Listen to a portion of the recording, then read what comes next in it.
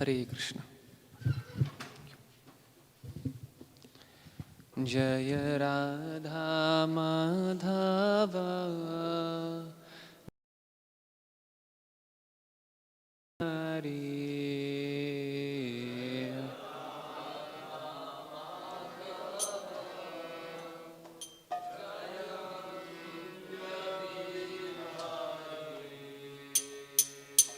Jaya Radha Madhava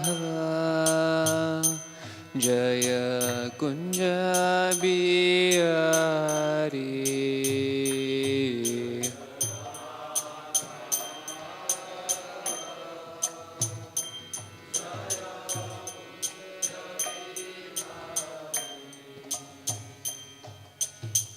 Gopijana Vallabha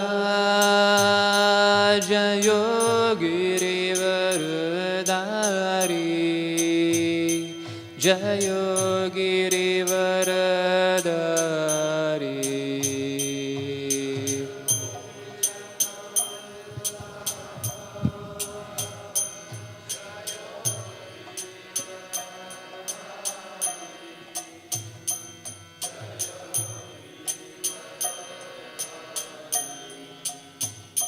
Jaya Yashodanandana Jaya Brajajana Ranjana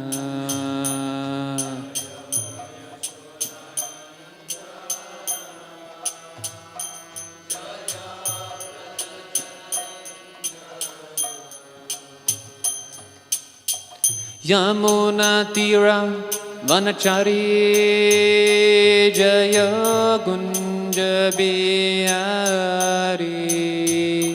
Jaya Kunja Bihari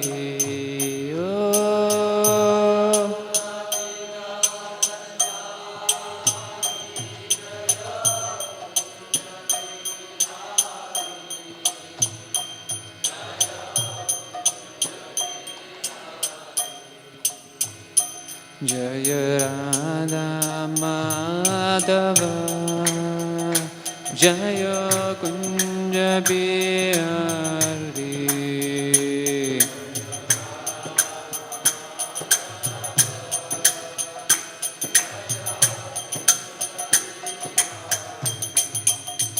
Hare Krishna Hare Krishna Krishna Krishna Hare Hare Hare Rama Hare Rama Rama Rama Hare Hare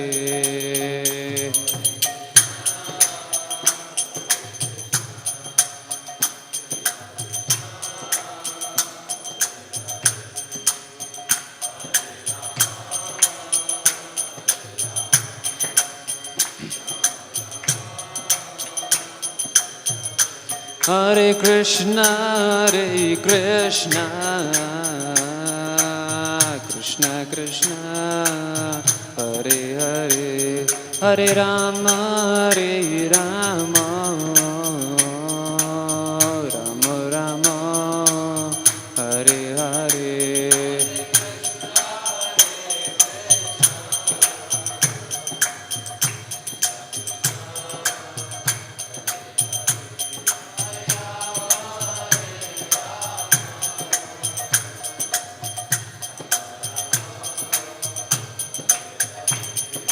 Hare Krishna, Krishna Krishna, Hare Hare, Hare Rama, Rama Rama, Hare Hare.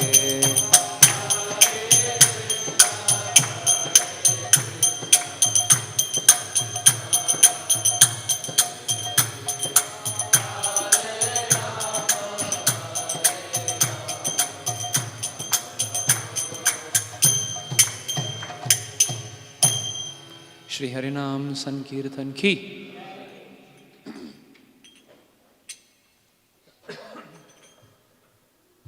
Om Namo Bhagavate Vasudevaya.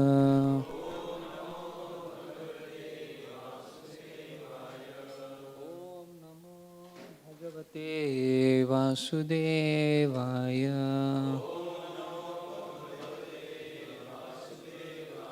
Om Namo Bhagavate Vasudevaya.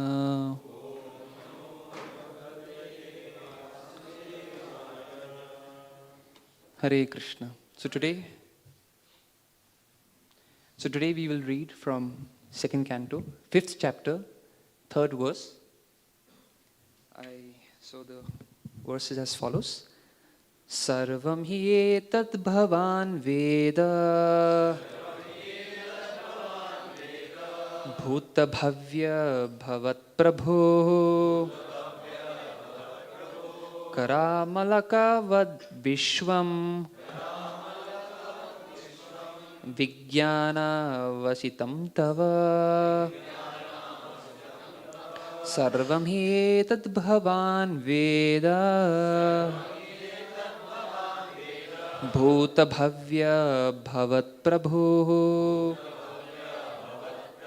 Karamalaka vad vishvam Vijnana vasitam tava Sarvam hi etat bhavan veda Bhuta bhavya bhavat prabhu Karamalakavad vishvam Vijnanavasitam tava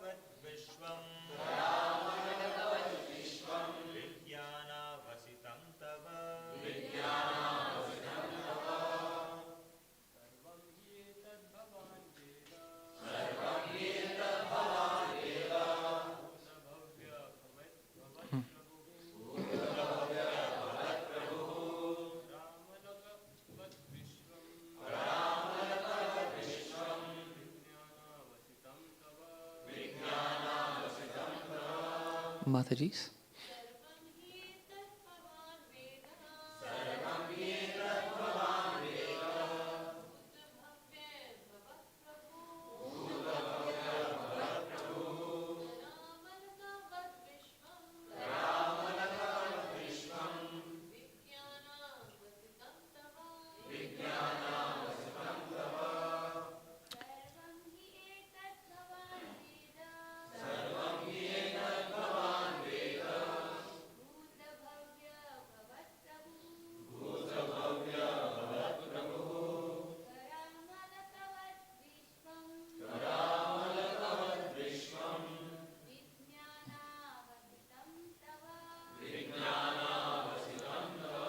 Word-to-word meaning, translation and purport by His Divine Grace A.C. Bhaktivedanta Swami Srila Prabhupada.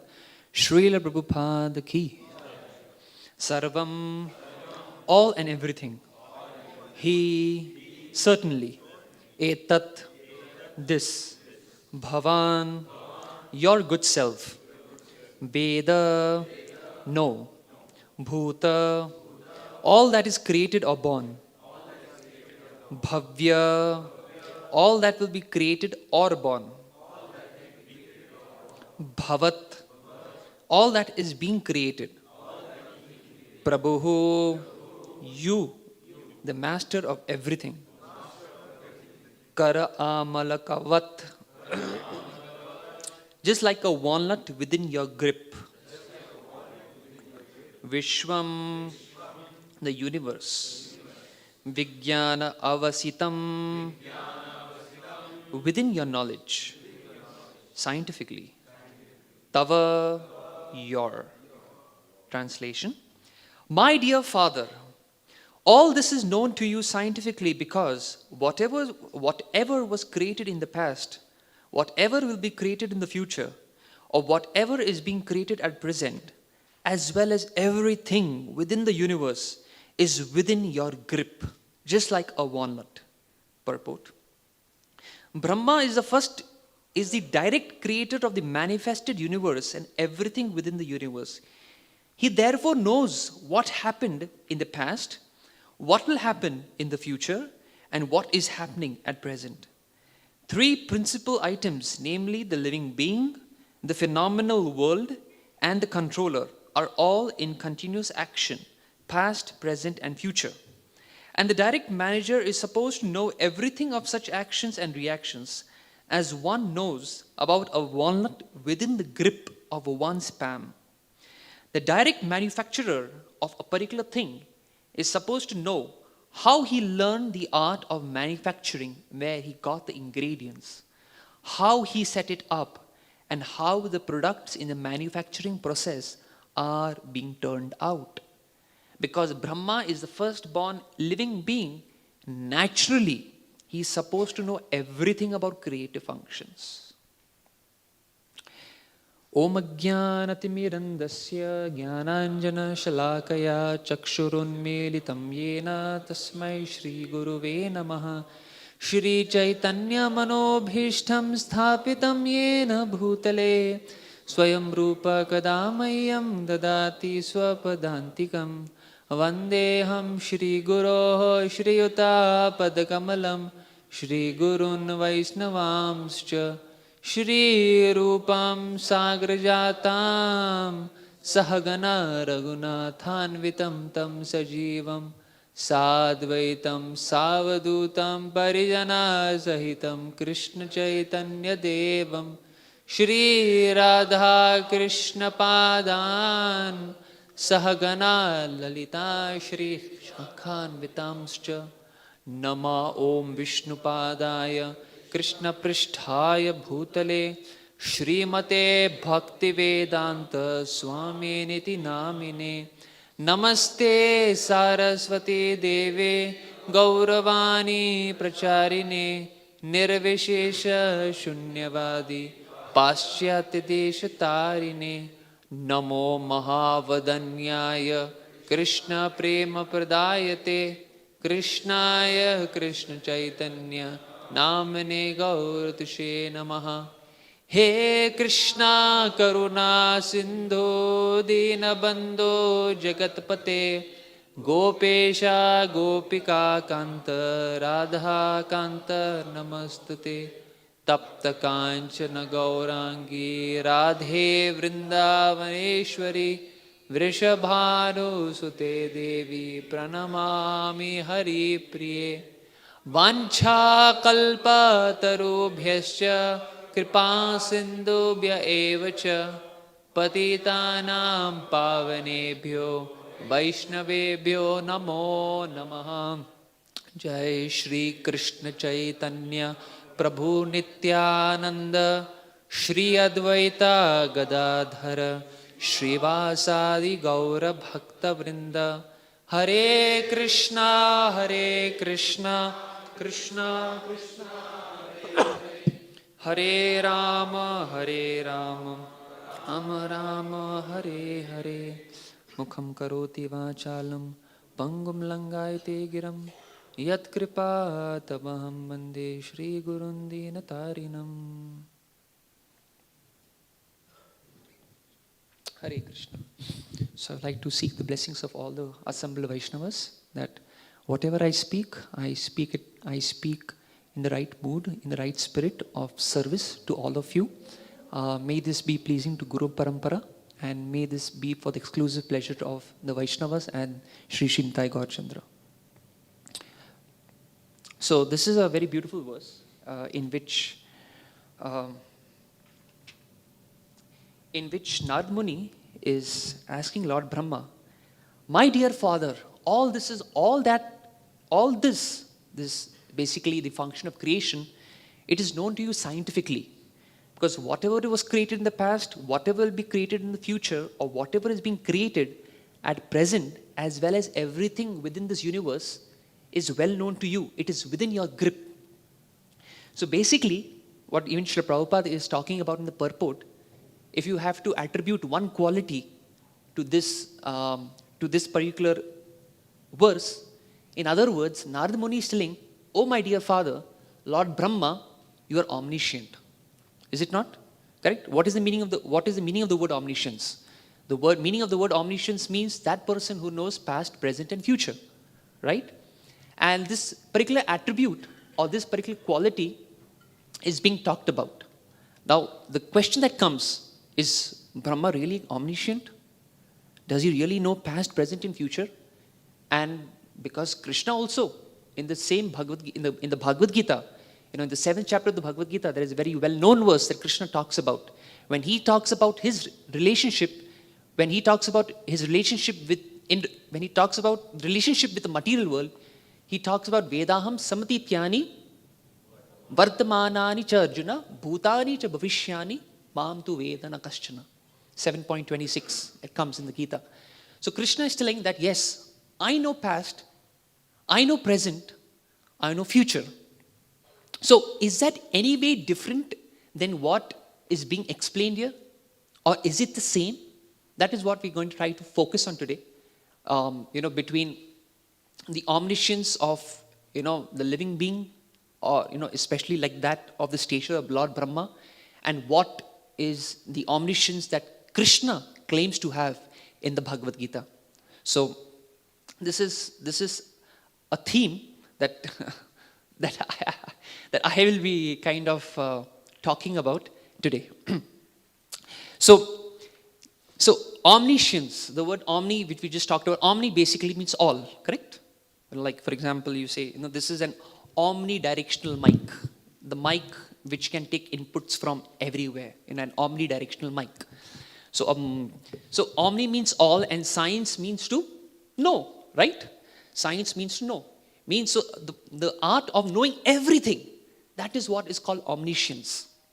So now this omniscience has always been problematic, because if God is omniscient, he knows everything, then what is the most obvious question that comes?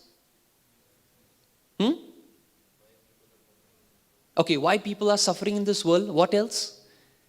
If God knows the future, sorry? Yeah, why should I do anything? In other words, do I really have free will?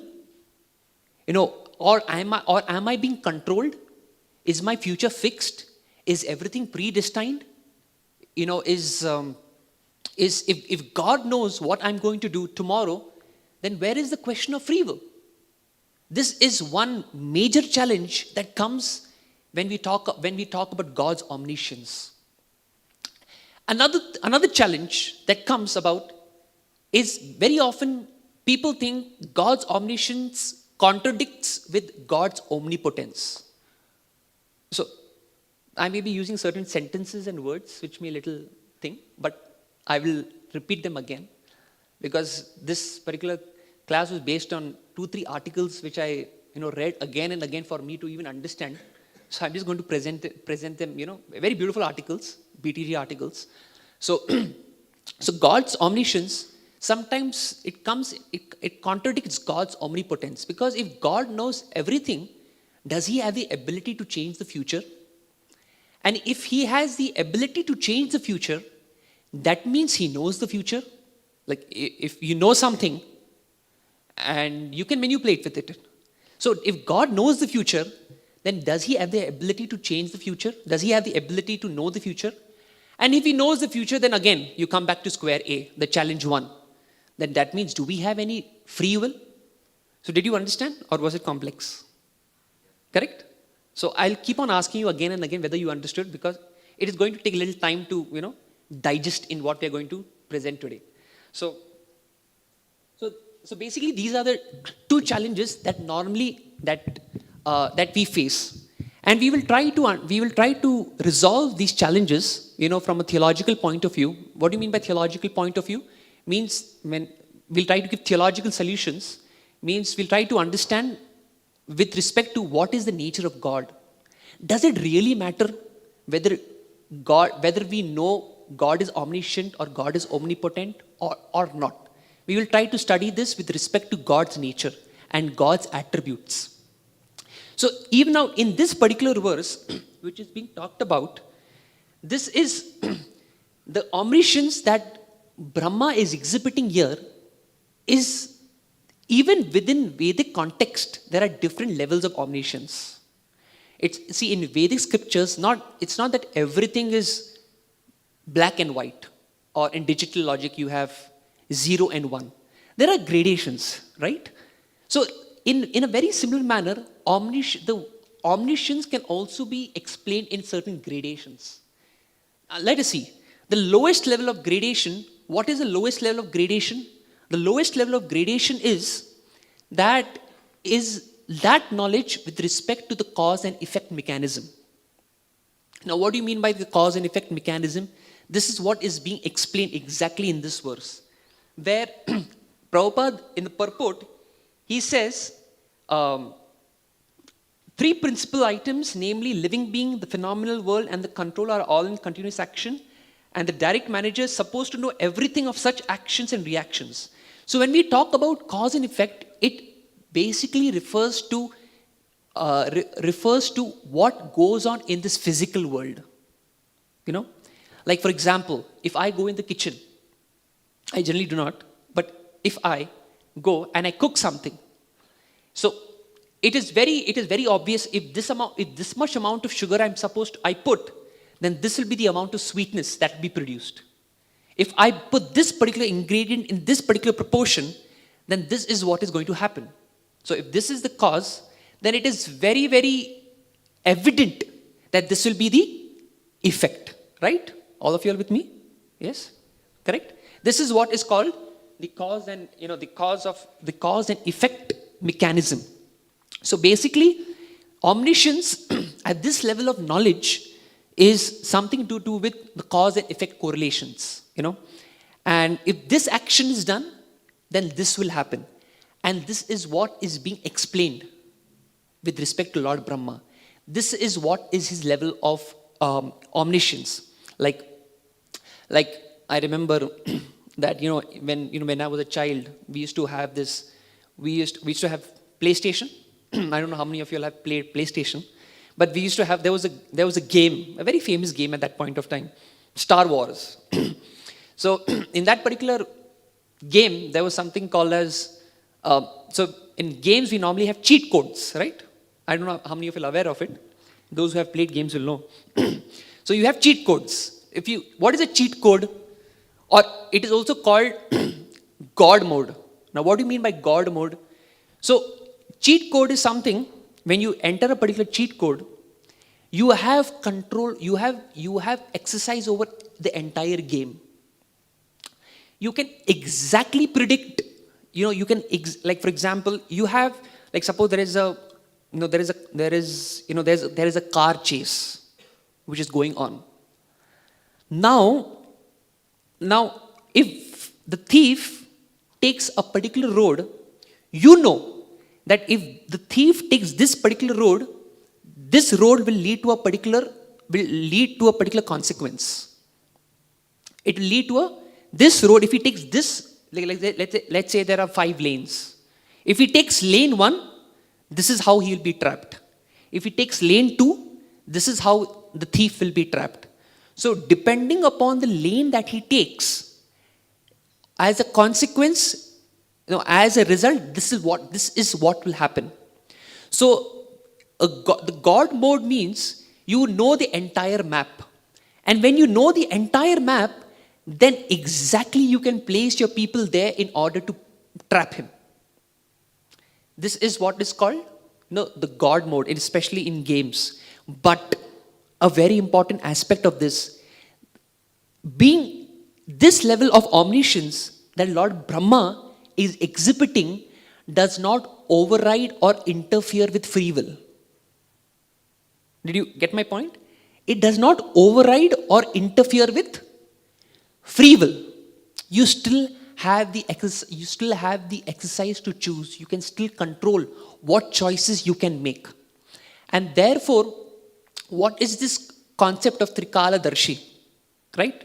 We talk about, Trikalagya. Like we say, Lord Brahma is also Trikalagya. Narad Muni, Prabhupada quotes, is Trikalagya. Vyasadev is also Trikalagya. So what do you mean by Trikalagya? Prabhupada explains this very beautifully. He gives example in one lecture a transcript of one lecture that I was referring to. Vyasadev is Trikalagya. Means what does it mean? He knows from cause-effect point of view, he knows that, okay, these are the yugas that are going to come. At this point of time, this particular avatar will be born. At what place? Who are going to be his parents? So this is a very far-sighted vision that Vyasadeva has been revealed. It has been revealed by Krishna within the heart. So this is what is called Trikala Darshi. They have, like in the 12th canto of the Srimad Bhagavatam, we see Vyasadeva has so accurately predicted that this is what is going to be the condition of the living entities after a certain point of time. Is it not? Now, how is that Vyasadeva wrote the scriptures long time ago? And before even writing the scriptures, it was not that he was not knowing it. He exists right from the beginning. So how is it that he knows? So this is a special potency which has been given to an empowered living entity, which has been given. And this is a siddhi. This is a potency that one can acquire, as a result of tapasya, or as a result of performing some kind of punya in the past, because of which a living entity like Brahma becomes empowered to do such creative functions. Even in order to perform such functions of creation that we're going to see now, it requires knowledge of cause and effect mechanisms. If this particular ingredient is there, then this will lead to this, and which we are going to see very down the line, is it not? So this is a very basic level of omniscience. You're understanding? Everyone with me at this point of time?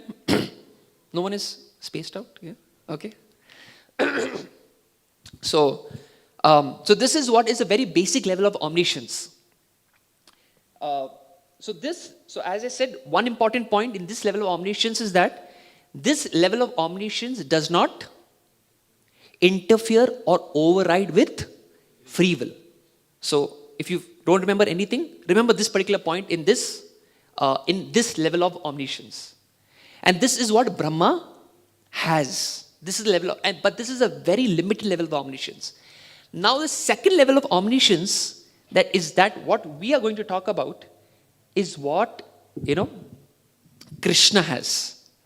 Now, Krishna also has this level of omniscience, where he perfectly knows the cause and effect mechanisms of what is exactly happening in this phenomenal world.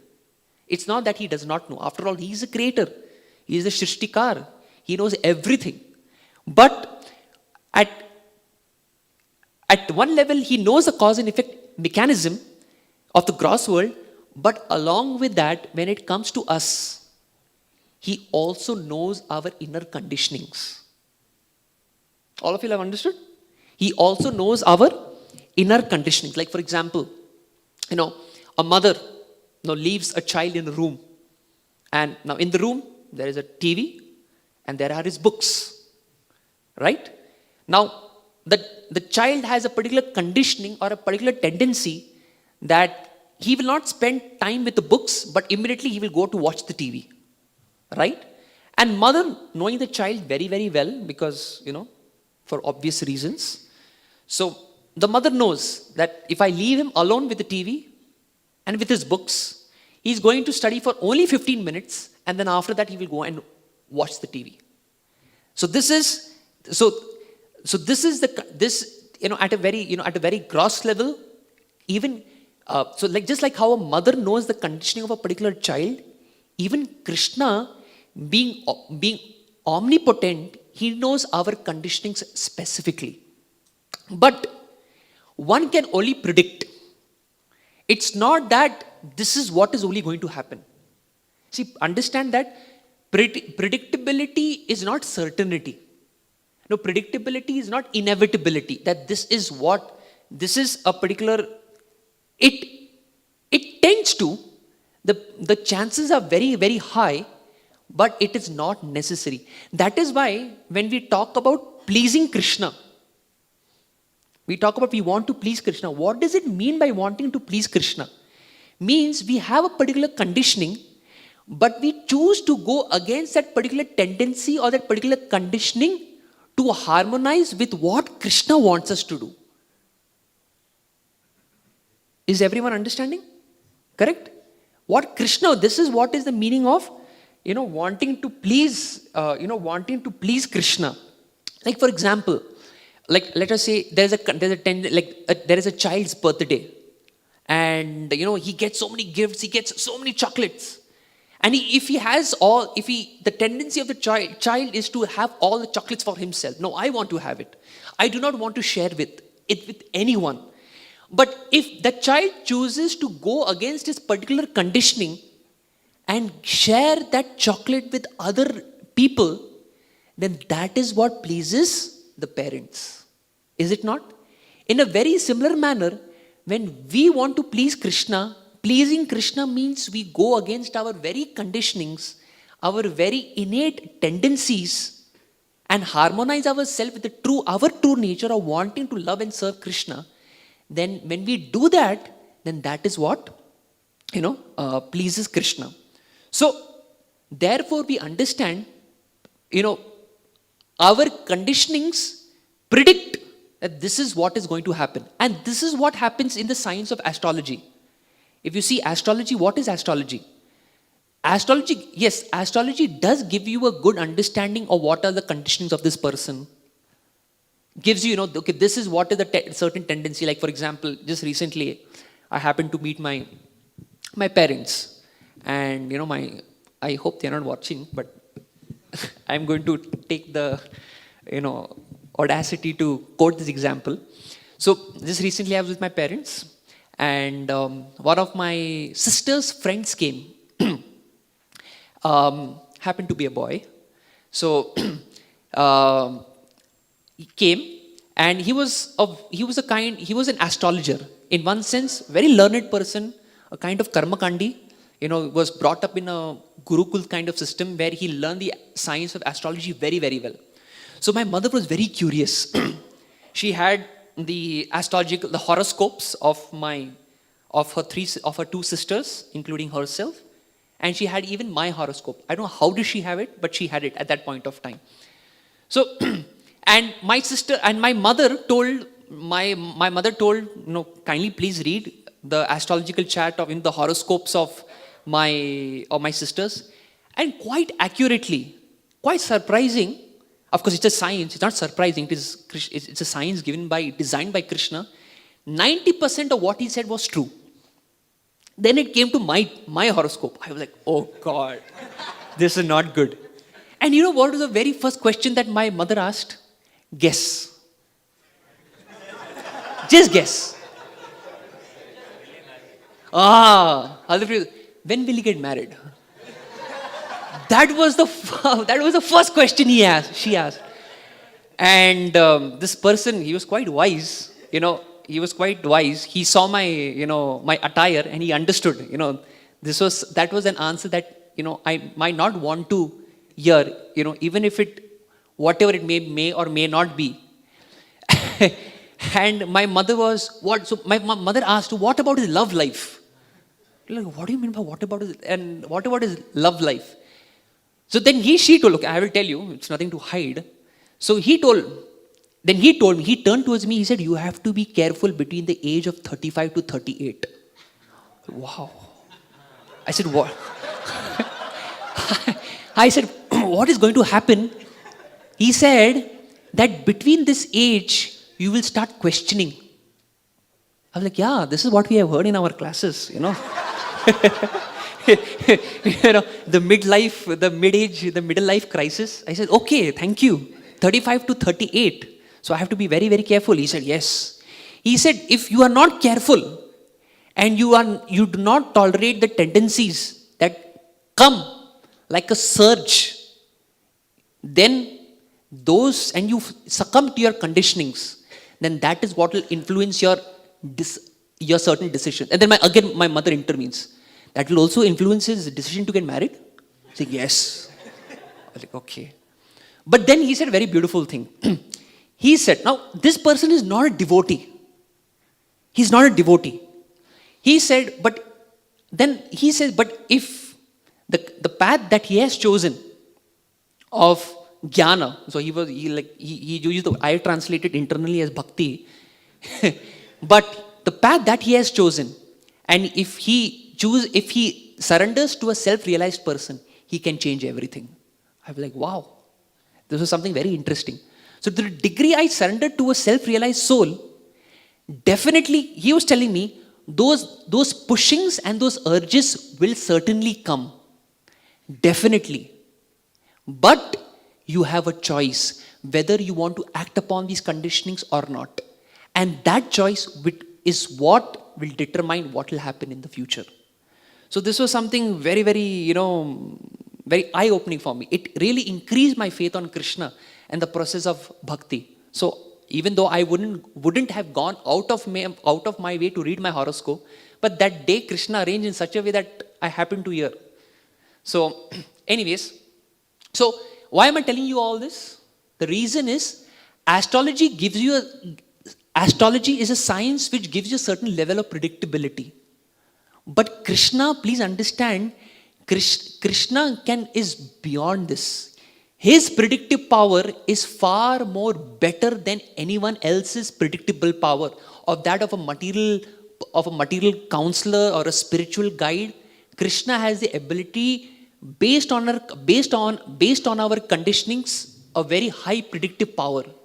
But that does not mean that Krishna has everything in control. There is something that Krishna cannot control. And what is that also we will see. So we just discussed the cause effect, how Krishna, he knows both. He knows the cause effect phenomena, as well he knows the conditionings of that is, he knows the outer world, he also knows the inner world. See, now with respect to worldly mechanisms, the level of omniscience that Krishna has is like, now I'm talking from worldly mechanism point of view. Now Krishna's knowledge, now our knowledge of the past is similar to Krishna's knowledge of the future. Did I throw another bouncer? Our knowledge of the past is similar to Krishna's knowledge of the future. For example, I will quote today that what happened to me. Today I said I want to prepare a little more, because it was that I was going to talk about it required for me to digest the content in order to be able to present it first. So I said, let me get up at 3 a.m. in the morning and I will prepare. I will prepare for this. I'll give a little more time. But unfortunately, even though my alarm rang, I did not get up at 3 a.m. I finally got up at around 3:55 a.m. Now, I know at 3:55 a.m., I know that I wanted to get up. I knew about the past. I knew the knowledge of the past. But it was no more in my capacity or in my power to change the past. So basically, this was information without intervention. I had information of my past, but I could not intervene to change it. Now, this is similar to Krishna's knowledge of the future. Krishna also knows with respect to worldly mechanisms that are going in the world, because he has set them, so he knows the future. But here, even though Krishna has the ability to change it, he chooses not to. Now you understood the statement? So in both cases, it is information without intervention. Only in our case, we do not have the ability or the power to change our past. But in Krishna's case, he has all the ability to change it, but he chooses not to. He chooses not to. Very beautiful concept. So now, so that is why, so Krishna, he oversees everything, and that it's not that he's not in control. He knows all the mechanisms, and that is what Krishna says in the Bhagavad Gita 9.10. Maya dakshena prakriti suyate sa characharam hetu anena kaunteya jagad viparivartate. You know, Krishna says that yes, this verse talks about talks about a very complex causal chain reaction, but whatever it may be, it is ultimately Krishna oversees everything and he has control over all mechanisms. But when Krishna, please listen very carefully, when Krishna chooses, the time when Krishna chooses to surpass these mechanisms and suspend the laws of nature, that is what it is technically called a miracle. Got it? That is what is technically called a miracle. And how do we see that? We see that when Krishna, so what is the definition of a miracle? Which miracle? See, please understand, miracle, do not confuse it with coincidence. Miracle is what? Miracle is something which laws of nature are suspended.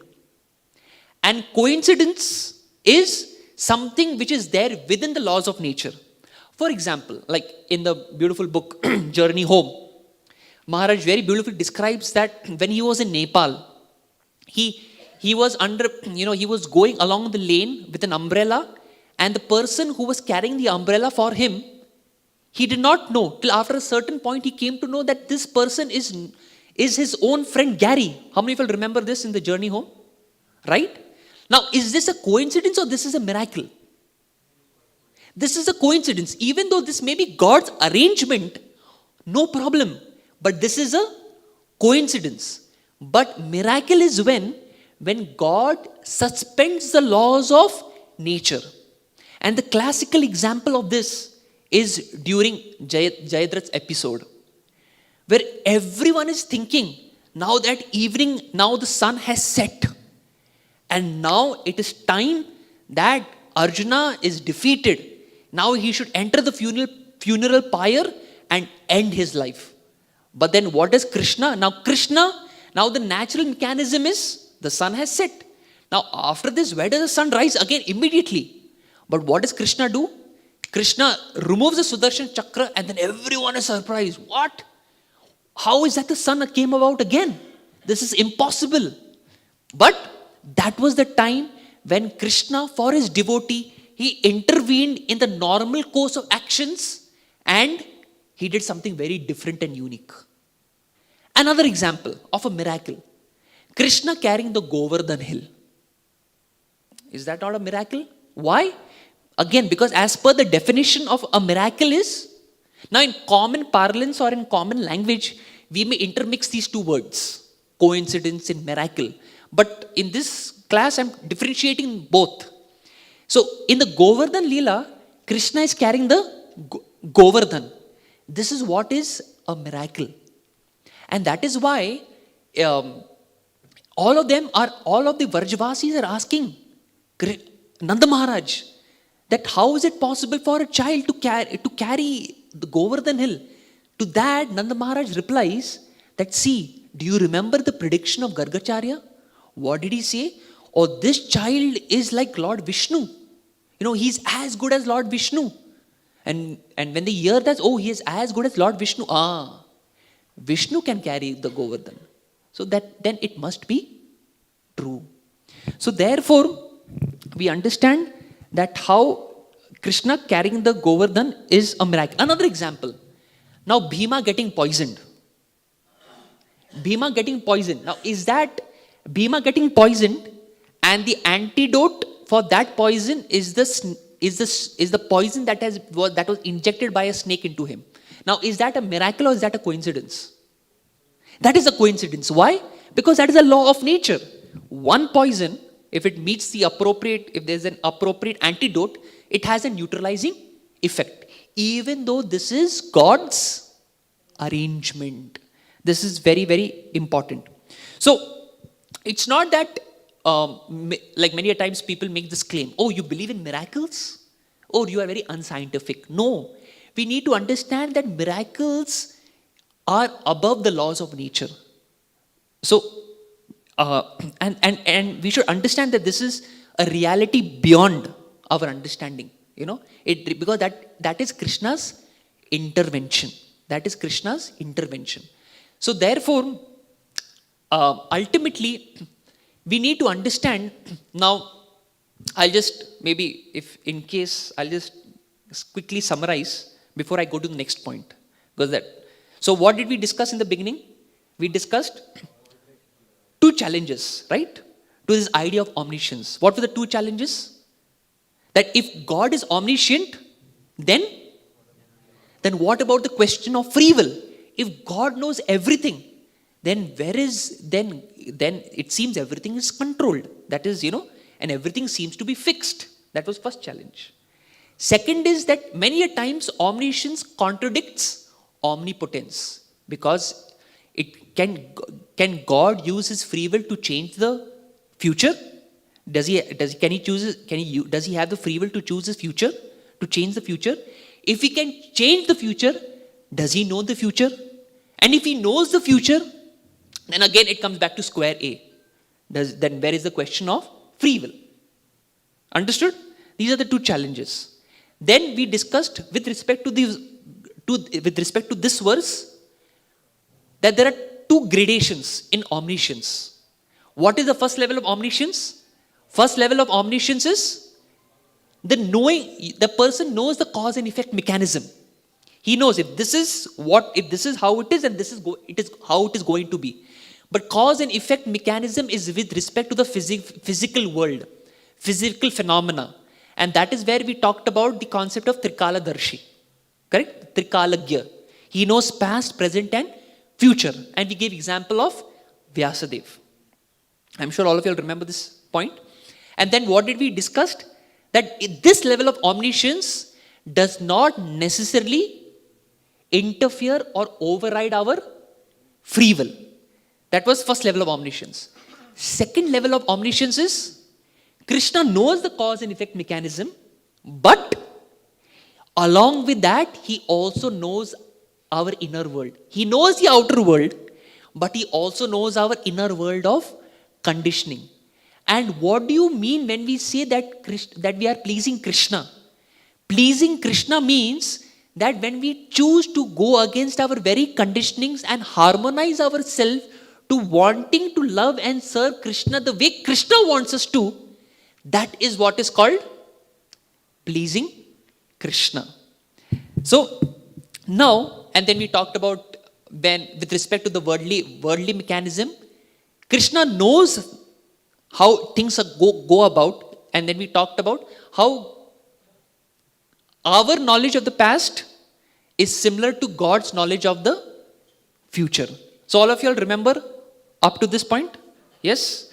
Now, a very important point that we are going to discuss is, okay, even if God knows or God doesn't know, does it really matter to us? Because ultimately, what is the purpose of creation? We need to understand that. The purpose of creation is ultimately from Krishna's point of view. Because I remember the word theology. We can give a theological answer to this. Theology basically means studying the nature of God. What is the nature of Krishna? The nature of Krishna is that he wants to reciprocate what? Love with us. This is a very, very important point. And therefore, love is far greater than knowledge. Knowledge is important, but love is far greater than knowledge. Like, for example, like how many of you have had this experience, for those, before we came to Krishna consciousness, many times we would watch movies. How many times you would have the habit, one particular scene in one particular movie, you would have watched it maybe 100 times. How many of you have had that experience? Okay, maybe not 100 times, I'm exaggerating. Maybe 10 to 12 times. Yes? Okay, others are great sages, they have not actually. I have, like there was something, like I can give you an example. I used to love superhero movies. So there was one movie, that came in those days, 2007, 2008, Iron Man. So for me, it was a very fascinating movie because it was a sci-fi movie. And sci-fi movie was something very exciting for me. So I would always love that scene where the particular actor, would so nicely make the suit and he would dress himself in that suit. And I would always fantasize, what if I was like that person? I would also go around saving the world. So why am I saying that? Even you know what is going to happen in that scene. You know it, that this is how this person is going to make the suit, and then he's going to dress himself in the suit, and he's going to go about doing some funky things and, funny things, or whatever it may be. You know that. You know what is going to happen. But for you, knowledge is not important. For you, that experience of wanting to reliving that scene is more important. Are you understanding? Yes? I'm sure because you can relate, with this, what I'm saying. In a very similar manner, for Krishna, knowledge is not important. In the whole Damodar Leela, does Krishna not know that Krishna is going to run, Mother Yashoda is going to chase me, Mother Yashoda is going to bind me? Does Krishna not know? Krishna knows everything. He is omnipotent, he is omniscient, he knows everything. But Krishna chooses to not know in order to simply reciprocate loving exchange. Another example from Krishna book. Now when Shalya presents in front of Krishna, who? Vasudev. And Shalva lops the head of Vasudev. Now at that point of time, Krishna is bewildered. How is that can happen? Now why is Krishna doing this? Krishna wants to experience rasa. That is what is the nature of Krishna. That is what is the most important point. So whether Krishna is omniscient, whether Krishna is omnipotent, the more important underlying concept is that Krishna is omnibenevolent. Krishna is omnibenevolent means Krishna is our supreme well-wisher. He loves us and he wants to reciprocate with us. He wants to reciprocate, he wants to have loving exchanges with us. Otherwise, Krishna in itself is sufficient. Just imagine, in the Damodar Leela, Krishna can choose to exercise his omniscience and according to his own sweet will. It is not that he is stuck with those attributes. Like for example, if someone is short and he wants to be tall, now that is something that he has to live with throughout his life. If let us say, suppose somebody is 7.5 feet and he wants to become a spy. Now is that possible? Very difficult. Because in order to become a spy, he has to be very discreet. He has to be very hidden. Now that is an attribute that he has to live for. Now understand, Krishna's nature is that he is not stuck with his attributes.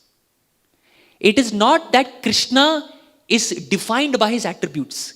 Krishna defines his attributes. In other words, Krishna controls whether he wants to be omniscient or not. And the perfect example for that is the Damodar Leela. Whether he wants to exercise his omniscience or omnipotence, it depends upon him.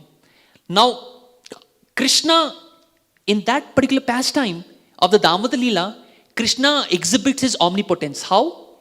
Even though getting so much of rope, still they are unable to bind Krishna. How is it that? That is clear evidence of Krishna's exhibition of omnipotence. But the same Krishna is now unable to untie himself. Right? Who unties him? Nanda Baba unties him. So at that point of time, what happens here? Krishna withdraws his omnipotence here. So therefore, Krishna controls. Krishna controls his powers, his attributes of omniscience and omnipotence. And it really does not matter whether our future is determined or whether it is predestined. It really does not matter. What is important that Krishna wants to reciprocate with us He wants to reciprocate love with us. It's already time up. A lot of things to be said, but I will conclude with this one point. Very beautiful point which I read when I was, preparing for a particular, class to give online. So I was reading the commentary of Acharya with respect to one verse. To understand this particular point will tell us that how Krishna is actually hungry for our love. So in the 7th chapter of the Bhagavad Gita, so this section comes Chaturvidha Bhajante Mam, that is 7.16, where Krishna is talking about the 4 kinds of people who approach him. So he says Artho Jigyasu Arthati Jnani. So Krishna in 7.16 he talks about these 3 kinds of personalities. In that same Gita, after 2 verses, 7.18, Krishna is saying they are Udaraha. And to that, Ramanujacharya translates that word as that these personalities, especially with respect to Artho, Jigyasu and Arthati, they are very charitable. Now, what do you mean by the word charitable? When do you say a person is charitable? When a person who has given charity, normally that person you refer to him as charitable, right? Not the person who has received charity. You do not call him as charitable. But what is Krishna saying? From Ramanujacharya's commentary, he says that Krishna is actually referring to these people as charitable. Oh, Udhara Sarva Eveta. They are so charitable. That means Krishna so wants to eagerly reciprocate love with us. He is hungry for our love. And therefore, even though you approach Krishna with a material motivation, Krishna says, no problem, it's okay. At least he is approaching me. And therefore, I am so grateful to him. He is so magnanimous. He is so charitable. It's just like a parent. If a child approaches a parent when the child is in utmost trouble, does the parent say, just see, just because you're in trouble, you're approaching me? No, the parent doesn't say like this. The parent with open hands, he welcomes the child and says, thank you, you have come back to me. I'm so grateful to you. Rather, the parent expresses gratitude. In a very similar manner, Krishna is expressing gratitude to the living entity. Even though with material motivations, at least you have come back to me. So this is what is very, very important. So I will conclude here. So I will not summarize again. I've already given a summary before. So ultimately, whether the ultimate concluding point is that it really does not matter whether Krishna interferes with the free will, even if it is destined that I will die after 3 years. It's okay. What is under our control is our response to the situation. That is what is our control. Whether that is why for Parikshit Maharaj, he was destined to die within 7 days. But he chose to be absorbed in Krishna. And that is what lies within our control. Whether we choose to absorb in Krishna or not. And that is what determines our future, the further consequences.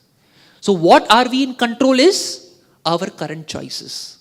And that is why Sri Baldev Vidyabhushan in his commentary, he says that if the free will if the living entity did not have free will, then what is the question of scriptures? Then why will Krishna give us scriptures if we did not have free will? Scriptures are like a manual which tells you what are the do's and what are the don'ts. If we did not have free will, then Krishna would not have given scriptures. But Krishna has given us scriptures to tell us what are we supposed to do and what we are not supposed to do. And what we are supposed to do is love and serve Krishna. That is what is the most important conclusion from this class. So, in case you don't remember anything, don't worry. Just remember one thing. What does Krishna want? Krishna focus on what Krishna wants us to focus on. And Krishna wants us to focus on reciprocating love with him through the medium of service. Thank Thank you very much. Srila Prabhupada ki jai.